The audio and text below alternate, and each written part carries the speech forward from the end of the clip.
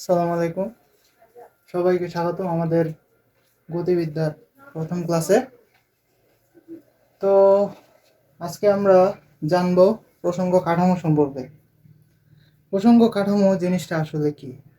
আমরা যে এই পৃথিবীতে বিভিন্ন বস্তুর গতি মাপি বা কোনো বস্তুর বলে অবস্থান নির্ণয় করি না আমরা, তো এগুলা কিন্তু কোনো কিছুর সাপেক্ষে আমরা নির্ণয় করি। কোনো একটা বস্তুকে আমরা ধরে নিই যে ওই বস্তুটা স্থির, ওটার সাপেক্ষে আমরা অপর একটা বস্তুর গতি আমরা নির্ণয় করি। যেমন ধরো, আমরা যদি মনে করো রেল লাইনের পাশে দাঁড়ায় থাকি, আমার কাছে ট্রেনকে মনে হবে কিন্তু গতিশীল, কিন্তু ওই ট্রেনে বসে একজন যাত্রীর কাছে কিন্তু তখন আমি গতিশীল হয়ে যাব। তো বিষয়টা হচ্ছে অনেকটা এরকম। তো প্রসঙ্গ কাঠামোর ক্ষেত্রে আমরা প্রথমেই চলে যাব, যেটা হচ্ছে তোমার ওয়ান ডাইমেনশনাল প্রসঙ্গ কাঠামো, মানে একমাত্রিক প্রসঙ্গ কাঠামো। এগুলো আমরা কোন সময় ইউজ করি? যখন দেখবা যে আমরা কোনো মনে করে যে এই লাঠিটা দেখো, যে মনে করে একটা সরল রেখায় এখানে একটা বিন্দু আছে, আমরা এটাকে মূল বিন্দু ধরে নিয়ে এটার অবস্থান নির্ণয় করতে চাই। সরল রেখায় যদি কোনো বস্তুর অবস্থান নির্ণয় করি, তাহলে আমাদের ক্ষেত্রে এই যে ওয়ান ডাইমেনশনাল প্রসঙ্গ কাঠামো কাজে লাগবে। এবং এরপর আমরা দ্বিতীয় ক্ষেত্রে চলে যাব টু ডাইমেনশনাল প্রসঙ্গ কাঠামোর দিকে। টু ডাইমেনশনাল কখন লাগে? এই যে দেখো, আমি তোমাদের দেখাচ্ছি। এই যে মনে করো একটা তল, একটা বইয়ের তল একটা। সো এই যে এটা মনে করো একটা তল বইয়ের। সো এই তলে মনে করো এই পজিশনে একটা বস্তু আছে, এই তলের উপরেই এই পজিশনে একটা বস্তু আছে। তাহলে এই বস্তুটার অবস্থান যদি আমরা নির্ণয় করতে চাই, তাহলে আমাদের দ্বিমাত্রিক প্রসঙ্গ কাঠামোর বিষয়টা চিন্তা করতে হবে। দ্বিমাত্রিক প্রসঙ্গ কাঠামো, এই যে এখানে দেখো যে একটা এক্স অক্ষ থাকে, একটা ওয়াই অক্ষ থাকে। মনে করো বস্তুটা এখানে আছে, আমরা ধরে নিলাম এটা এক্স অক্ষ, এটা ওয়াই অক্ষ। আমরা এখানে একটা মূলবিন্দু ধরে নিব। সো আমরা দেখতে পাচ্ছি এইতটুকু আমরা এক্স অক্ষের দূরত্ব, এইতটুকু ওয়াই অক্ষের দূরত্ব। এভাবে আমরা দ্বিমাত্রিক প্রসঙ্গ কাঠামোতে বস্তুর অবস্থান নির্ণয় করতে পারি। আর এখানে যে দেখতে পাচ্ছ তোমরা ও এ, এটাকে আর দিয়ে চিহ্নিত করা আছে, এটা হচ্ছে আসলে এই যে একমাত্রিক প্রসঙ্গ কাঠামোর মতো সরলরৈখিক দূরত্ব। বিষয়টা বুঝছো?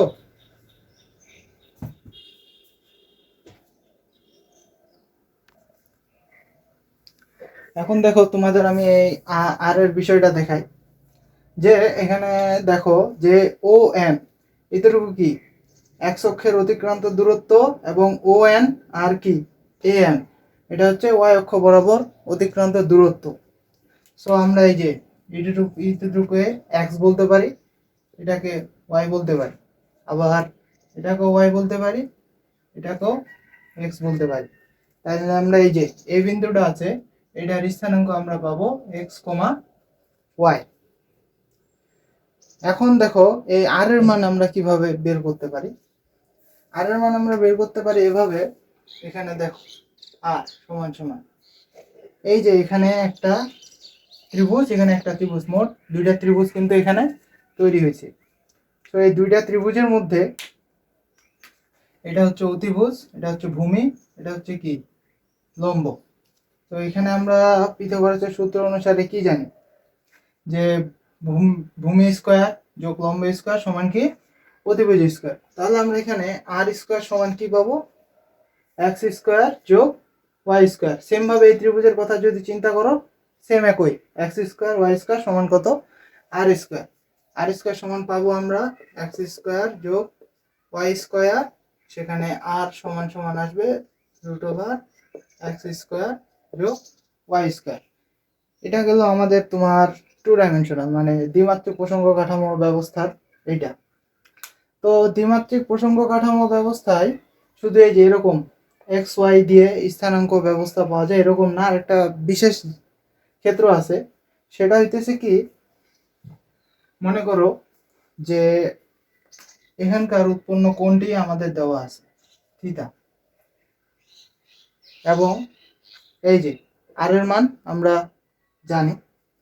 তারপরে আমরা এখান থেকে পোলার স্থানাঙ্ক ব্যবস্থা কিন্তু বের করতে পারবো। পোলার স্থানাঙ্ক ব্যবস্থা কিন্তু এই দ্বিমাত্রিক স্থানাঙ্ক ব্যবস্থারই একটা বিশেষ রূপ।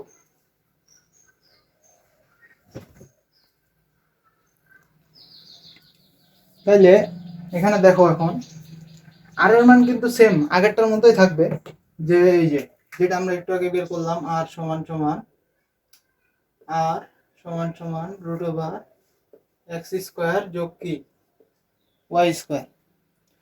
কিন্তু এখন আমরা থিটার মান কেমনে পাবো? থিটার মান বের করার জন্য আমাদের একটা পদ্ধতি অবলম্বন করতে হবে। যে ভেক্টরে তোমরা উপাংশ বিভাজন দেখছো নিশ্চয়ই, তাহলে দেখো এই যে আর কে আমরা x অক্ষ বরাবর একটা উপাংশে বিভক্ত করব, y অক্ষ বরাবর আরেকটা উপাংশে বিভক্ত করব। তাহলে আমরা কি লিখতে পারি দেখো, x সমান সমান আমরা লিখতে পারি কি আর cos থিটা। কেন দেখলাম আর cos থিটা সমান কতটুকু? আর cos থিটা হচ্ছে এই যে ইতিরূপ অংশ, আর ইতিরূপ অংশের মান কত? x। কেন এটা cos থিটা? কারণ থিটাটা এটার সাথে আছে। তাহলে y সমান কি হবে? আর sin থিটা, কারণ থিটা ওর সাথে নাই।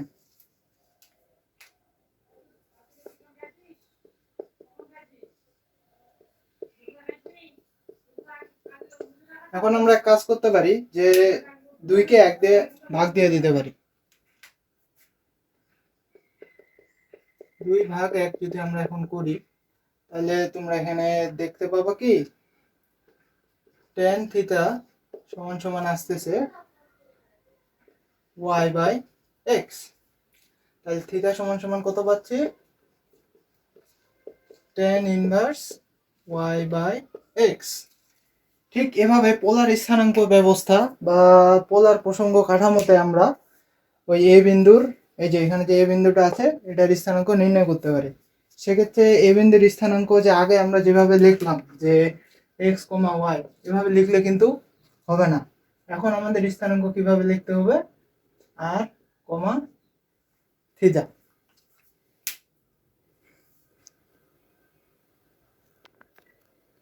তো এবার যাব আমরা কোথায় বলো দেখি? এবার যাব আমরা 3 ডাইমেনশনাল মানে ত্রিমাত্রিক স্থানাঙ্ক ব্যবস্থা বা প্রসঙ্গ কাঠামোতে।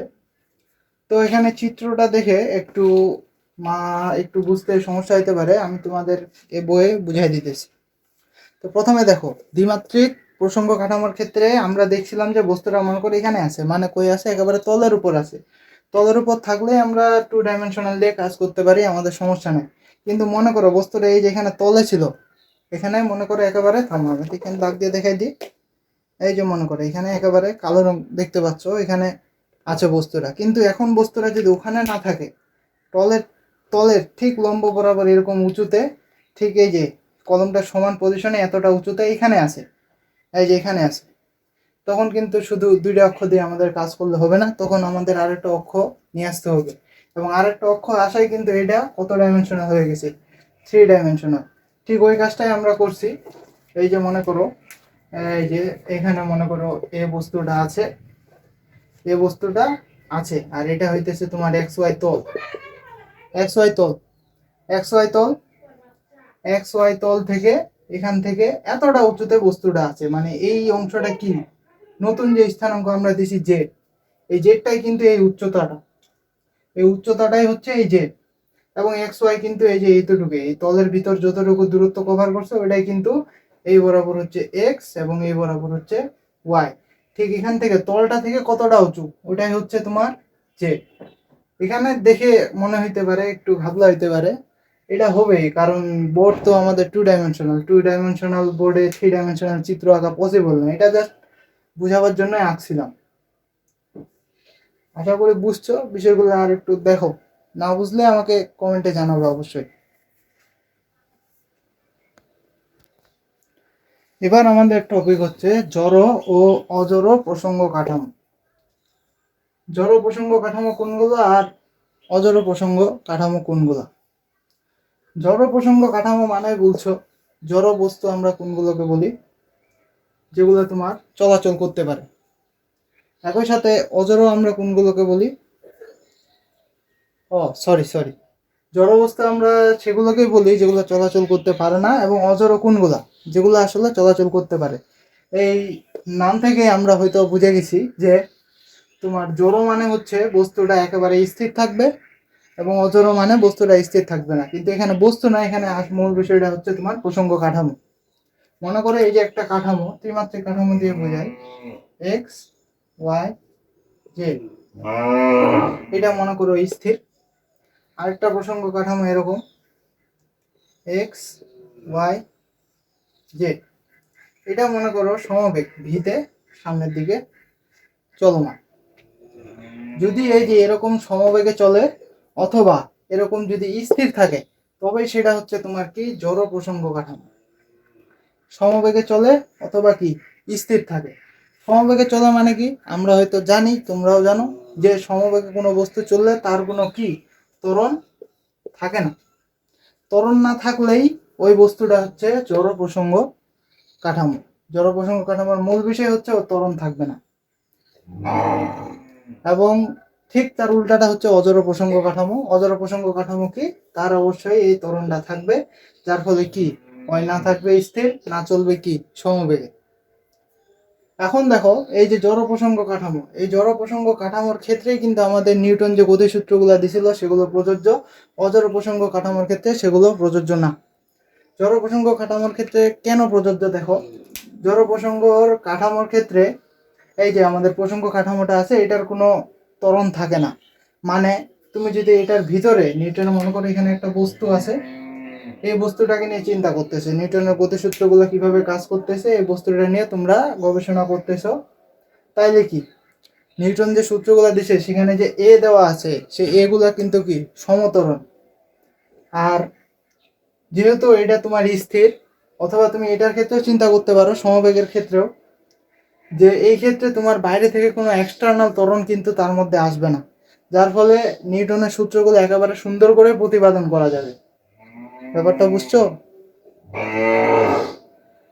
সমবেগের ক্ষেত্রেও কিন্তু ওই সেম, যে সমবেগে চললে কিন্তু কোনো ত্বরণ থাকে না, এবং একই সাথে কি ওই ত্বরণ না থাকার কারণে এক্সটার্নাল কোনো ত্বরণ কিন্তু আমরা মনে করি এখানে একটা বস্তু আছে, এটার উপর এক্সটার্নাল কোনো ত্বরণ কাজ করে না, যার ফলে আমরা খুব সহজে নিউটনের সূত্রগুলো জড় প্রসঙ্গ কাঠামো দিয়ে সুন্দর করে প্রমাণ করতে পারি।